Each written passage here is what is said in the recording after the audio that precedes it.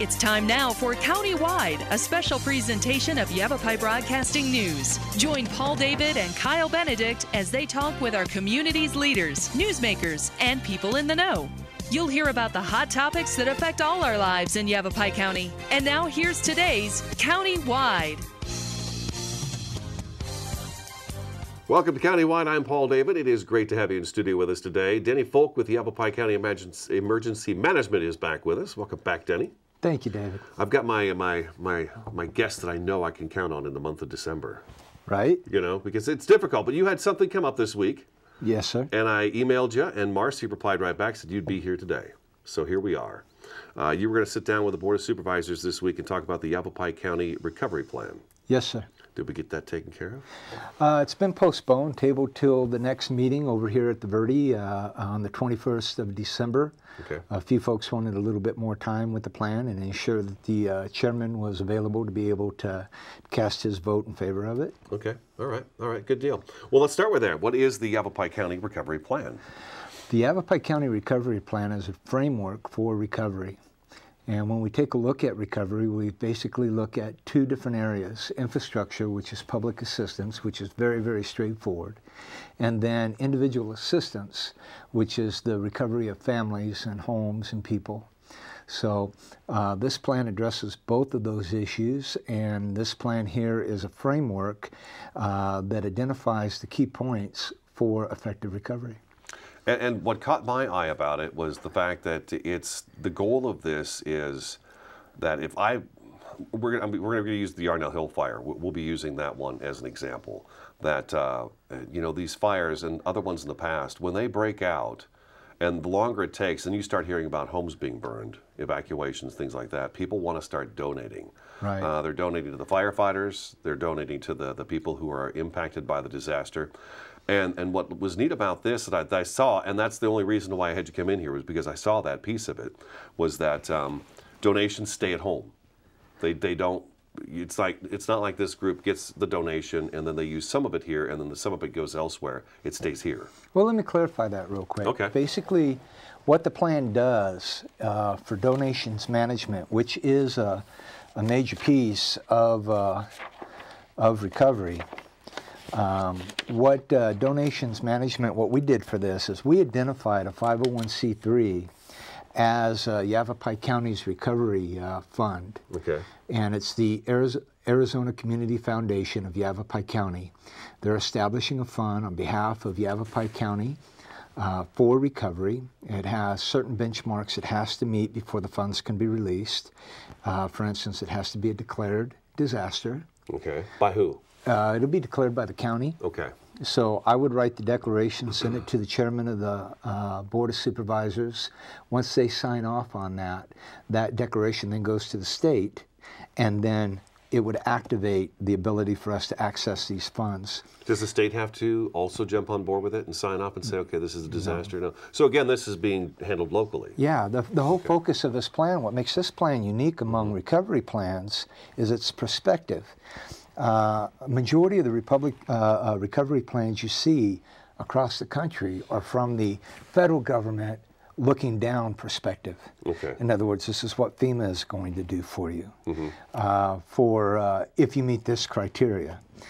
This plan this is what we're going to do for ourselves, and once we can't do something for ourselves, we look up to the state, and if the state can't help us, then we go to the federal government. So the perspective is very local, looking up. Okay.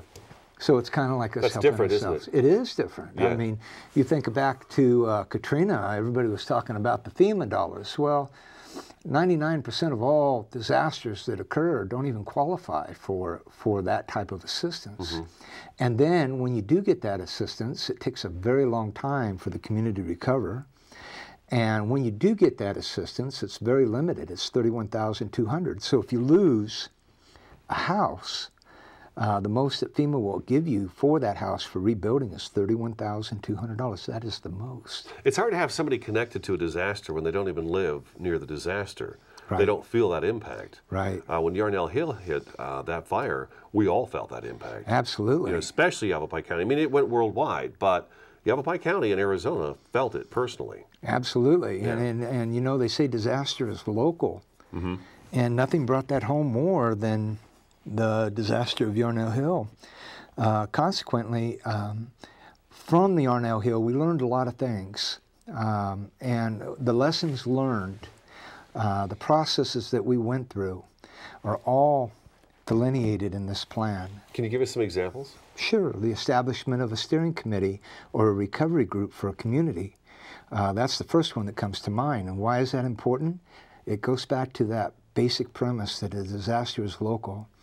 If you live in Cottonwood, okay, why should somebody in Flagstaff or Phoenix tell you how to rebuild your community?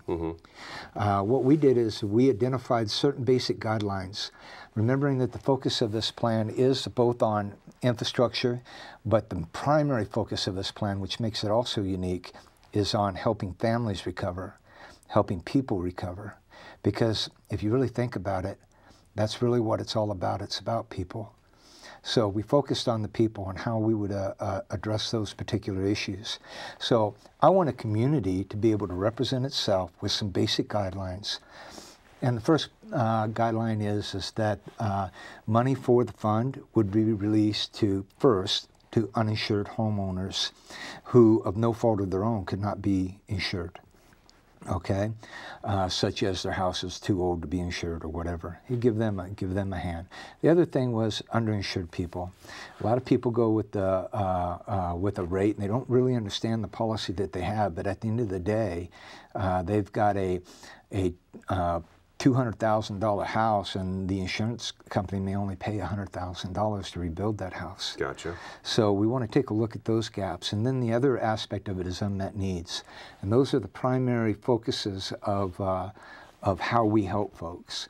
If you take a look in Yarnell, one of the best examples that we've seen was money that was raised by the Yarnell Hill Recovery Group went into a fund. They also got donations from the Arizona Community Foundation of Yavapai County, United Way. Different folks donated to the recovery of Yarnell. What they were able to do was go out and buy material and use volunteers with expertise to build houses. Working with Development Services and Steve Mock over there, the Director of Development Services, they were able to streamline the permitting process, waive some fees, such as impact fees, because the ground's already been impacted, obviously. Sure. So they were able to waive some fees and make the permitting process a lot quicker and more expedient for Yarnell. That's got to be part of it too, right? Just the speed with which things can get done. Absolutely. If you take a look, when a community recovers itself, it usually recovers pretty quickly. Well, yeah, they want to get it done as fast as they can. I mean, but when you're waiting for someone else to recover you, you could be waiting for decades, such as Louisiana and Katrina. Yeah, yeah. So if we've got this tragedy that happens, this disaster in Yavapai County, so I would imagine the people who are going to be best suited to kind of step forward and, you know what, let's take our break and I'll come back with this question, okay? All right. Yavapai County Emergency Management's Denny Foulk is in studio today. This is Countywide. We'll be back in just a couple minutes.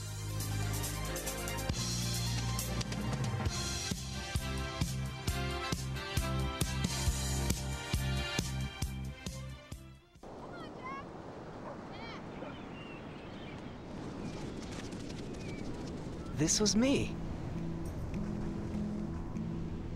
And Mom and Dad. And my big brother Alex. And Jack.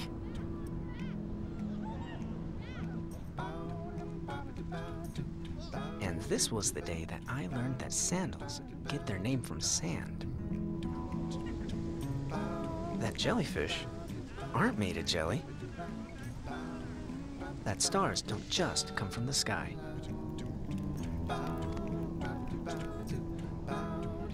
That the ocean is bigger than all of us. This is the day we all got to forget that I was sick. And it changed everything. This was my wish.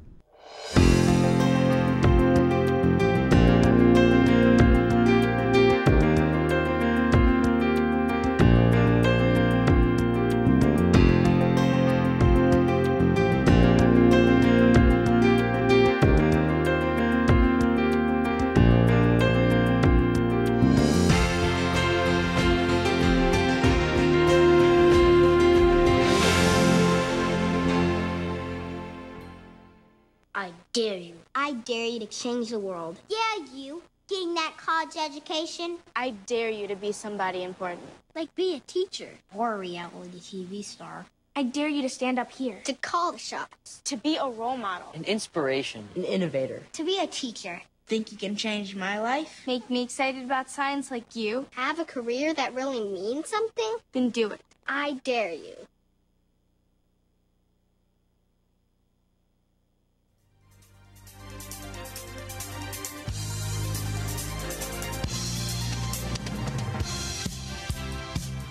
Welcome back to Countywide. We're sitting down with Yavapai County Emergency Management's Denny Foulk, talking about the Yavapai County Recovery Plan. It was supposed to be talked by the Board of Supervisors on, today's the 8th, so it would have been December 7th they were going to talk about it, but it's been tabled now till December 21st. They'll be talking about, their meetings start at 9 o'clock on Wednesdays, so it'll be the 21st at 9 a.m. in the Cottonwood Annex building is when they'll actually look at the plan a little bit more and maybe vote on it even. They'll vote and adopt it, sir, or... Yeah. Vote and say go back to the drawing board and come back with a little bit of this, a little bit of that. Okay, hopefully that won't be the case. But okay, so just before the break, I was going to ask you. We were talking about how this whole purpose of this plan is to keep everything local. Local. It starts local, and then if we need to reach out to the state, we reach out to the state. If we need to reach out to the federal government, we reach out to the federal government. But it boils down to this stays local. The donations stay local. The people handling the issue are local, and that's what I wanted to get to. Yarnell Hill, again, that's really going to be the big example because we were talking before the show, and the county learned a lot from that disaster and how things work and have constantly trying to make improvements on that. There was a group in Yarnell, the recovery group. They did a great job of keeping track of what was going down there and who needed help. So I would imagine, is that going to be the focus when we have these in the future? Well, if you take a look at it, it goes back to setting up the priorities for the community. Okay. So when I take a look at what the priorities are, I don't want somebody from out of my community telling me what my priorities need to be, and who needs help and who doesn't need help. I think when you keep it local, it does several things. One, it ensures that the recovery is expedient. The other thing that it does is it gives them it empowers them for self-determination. The other thing that it does is it allows for them to have a hand in their personal recovery. If you remember back just prior to us opening the roads to Yarnell, I went down to Wickenburg and I talked to them. And there was probably about 500 people in an auditorium. And I told them that there was going to be no white night. And the reason why I knew that was because we didn't meet the cost threshold of a federal disaster declaration. And the other thing, I also knew the limitations under the Stafford Act of what could be offered and what wasn't going to be offered. That being said, I knew that any assistance would be very limited from the federal government. And I knew that if we were going to recover, we were going to have to recover ourselves. And so I made them a promise that I would be with them every day, and that I would be with them every step of the way until they were recovered. And those folks got in. They had about 6, 7 folks signed up to be on the recovery committee. Right. And that recovery committee was led by a fellow by the name of Chuck Tidy, awesome gentleman, retired Army warrant officer, pilot. And he was the president of the chamber for Yarnell, and him along with several other folks come together and started processing these requests for assistance. After they processed that request for assistance, it went to a case manager, and the state sent down some folks. The lady that came down, Dan Porth, was the leader of that division within Arizona Emergency Management, and he sent down a lady by the name of Joan Brown. And Joan took each one of these folks and started taking a look at where that assistance could come from. And she said, well, this can come from Red Cross, this can come from Salvation Army, or this is too big for any of these, and we need to be able to address it with the funds that we're receiving. So that case management was a critical piece, because what case management does is ensure that there's no duplication of assistance received. In other words, for a thermos that we're replacing or whatever that we're replacing, you're not getting money from both the Red Cross and some type of donated fund for the same item. Gotcha.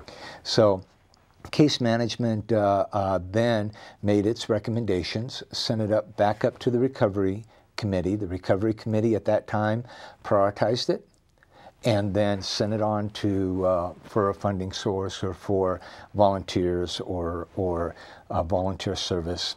And it was a very, very efficient way to be able to manage the needs of families and the needs of people. And it also was very cost effective, because then you could stretch the money out to ensure that everybody that had a need was able to address those needs, as opposed to one person taking a majority of the funds available. This plan kind of follows along with that? It does. Yeah, okay.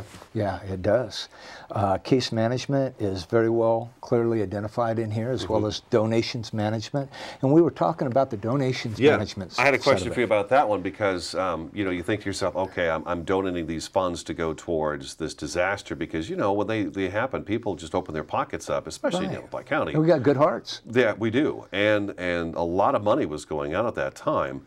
How do we make sure it's being used right, first of all, and then if there's money left over, what happens with that? Well, I'll answer both of those. Okay. First off, the Yavapai County Family Recovery Fund a RAC will be established, and what a RAC is the Regional Advisory Committee. Okay. Okay, and the representation of this is each supervisory district will pick a citizen of that district to sit on this RAC to manage the fund. So it's a civilian, not government. So we got 5 members. Okay. We got 5 members. A member of emergency management, 1 person, will sit on that. It'd probably be Marcy, Ron, Hugh, myself. Somebody will sit on that. Okay. And then the supervisor of the affected district. Okay. Okay, so why is an emergency management person on there? 1, fund disbursement. You have to have a declaration. Second thing is the projects have to be recommended by the local recovery group.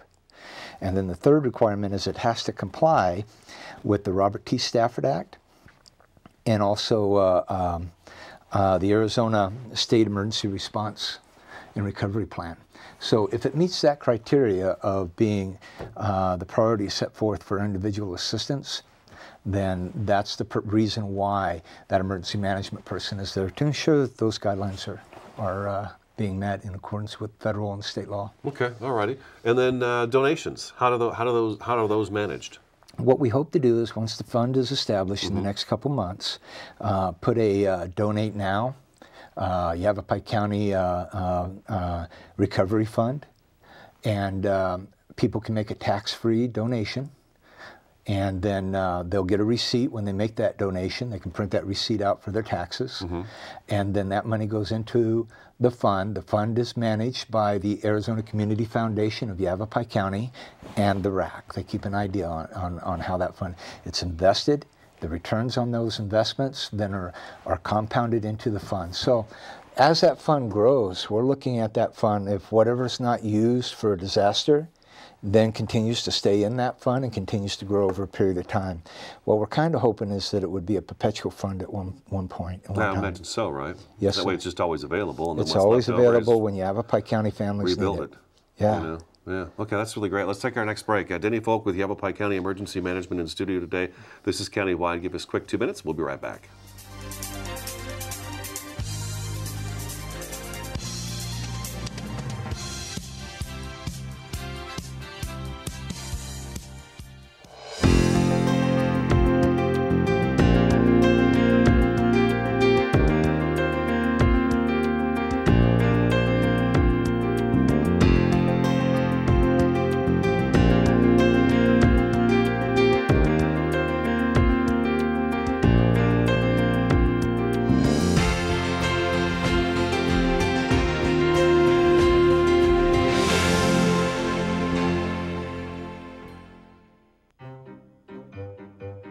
Getting dumped by text is harsh. Try getting dumped by a tennis ball. My ex-owner drove me out to the woods, yelled fetch, and by the time I brought the ball back, he was gone. Yeah, I was pissed. But the folks at the shelter helped me let go of my anger. I learned coping skills, like taking it to the hole. Boom!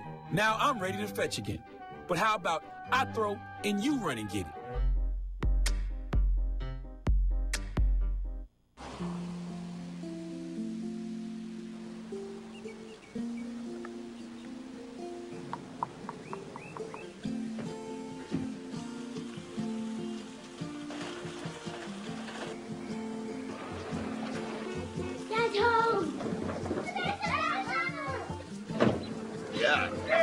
The smallest moments can have the biggest impact on a child's life. Take time to be a dad today. Marie, you have prediabetes. Prediabetes? I don't have time to eat right or exercise. I'm a busy mom. Oh, you're a busy mom. Yeah. This is great news. Busy moms never get prediabetes. Wait, what? Let me just... Yeah, this is all the people at risk for prediabetes, and way over here, busy moms. No?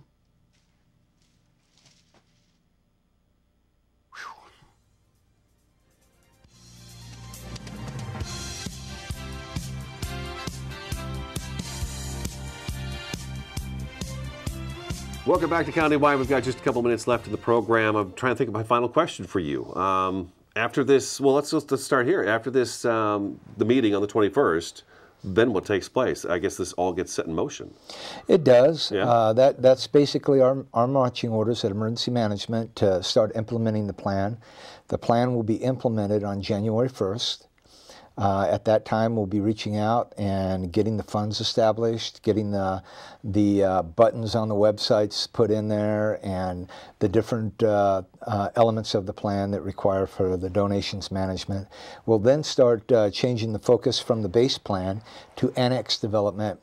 And basically what an annex is a standalone portion of the plan.